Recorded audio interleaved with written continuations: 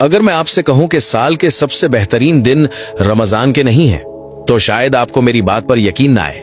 लेकिन कुरान और हदीस इस बारे में क्या कहते हैं, आइए हकीकत देखते हैं। अस्सलाम वालेकुम। दास्तान कुर्बानी के एपिसोड 1 में आपका इस्तकबाल है। आज हम बात कर रहे हैं साल के सबसे अनमोल दिनों की। उलमाए कराम फरमाते हैं कि साल की सबसे बेहतरीन रातें रमजान की आखिरी 10 रातें हैं, क्योंकि उनमें लैलतुल कद्र है।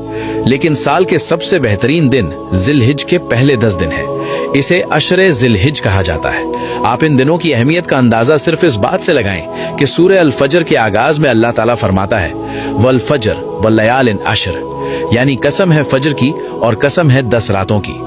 हजरत इब्ने अब्बास रजी अल्लाह अन्हु और दीगर मुफस्सिरीन का इस बात पर इत्तेफाक है कि ये 10 रातें जिलहिज की ही है। जरा सोचिए, जब हमारा रब किसी चीज की कसम खाता है तो वो दिन कितने भारी और अजमत वाले होंगे। सही बुखारी की एक बहुत मशहूर हदीस है। नबी करीम हजरत मोहम्मद सल्लल्लाहु अलैहि वसल्लम ने फरमाया, इन 10 दिनों में किए गए नेक अमाल अल्लाह को बाकी तमाम दिनों से ज्यादा महबूब हैं। सहाबा रजी अल्लाह अन्हु हैरान रह गए। उन्होंने पूछा, या रसूल अल्लाह, क्या अल्लाह की राह में जिहाद करना भी इन दिनों की इबादत से अफजल है? आप हजरत मोहम्मद सल्लल्लाहु अलैहि वसल्लम ने जवाब दिया, नहीं, जिहाद भी नहीं, सिवाय उस शख्स के जो अपनी जान और अपना माल लेकर निकला और फिर उनमें से कुछ भी वापस ना लाया, यानी उसने अपना सब कुछ अल्लाह की राह में कुर्बान कर दिया। तो भाइयों और बहनों, इन 10 दिनों में हमें करना क्या है? पहली चीज, कसरत से जिक्र।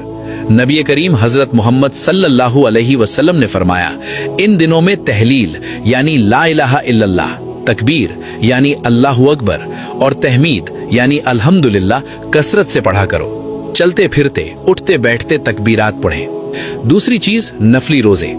1 जिलहिज से लेकर 9 जिलहिज तक रोजा रखना बहुत अजीम सुन्नत है। एक हदीस में आता है कि इन दिनों का एक रोजा 1 साल के रोजों के बराबर सवाब रखता है।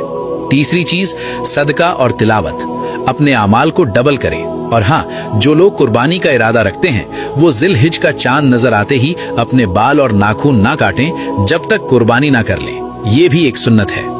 इन 10 दिनों के इख्तिताम पर कुर्बानी आती है। लेकिन कुर्बानी की इब्तिदा कैसे हुई? हजरत इब्राहीम अलैहिस्सलाम का वो अजीब और दर्दनाक ख्वाब क्या था जिसने उनकी जिंदगी बदल दी? ये वाकया आपके रोंगटे खड़े कर देगा। अच्छी बातें फैलाना सदका जारिया है। इस वीडियो को अभी अपनी फैमिली